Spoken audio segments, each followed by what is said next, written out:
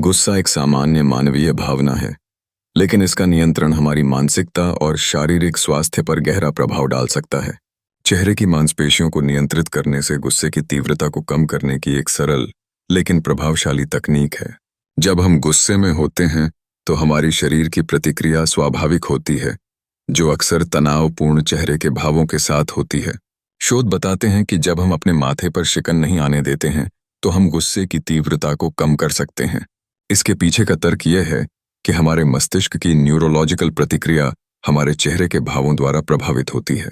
इसलिए यदि हम अपने चेहरे के भावों को नियंत्रित करते हैं तो हम अपने मन की स्थिति को भी प्रभावित कर सकते हैं।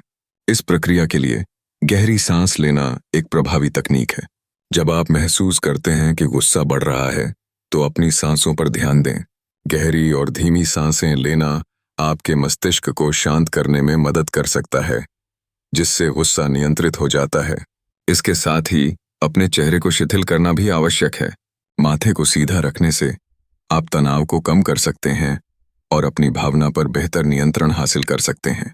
गुस्से की स्थिति में एक सकारात्मक मानसिकता विकसित करने के लिए आपको विचारों को भी परिवर्तित करना होगा।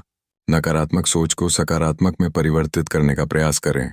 जब आप किसी परिस्थिति को अलग दृष्टिकोण से देखते हैं तो यह आपको गुस्से को नियंत्रित करने में मदद कर सकता है।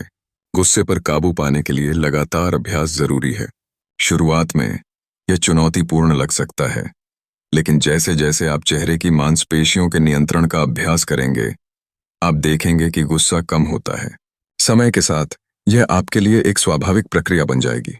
इस प्रकार चेहरे की मांसपेशियों को नियंत्रित करके गुस्से को नियंत्रित करना न केवल आपको व्यक्तिगत रूप से फायदा पहुंचाता है, बल्कि आपके आसपास के लोगों के साथ संबंधों में भी सुधार लाता है।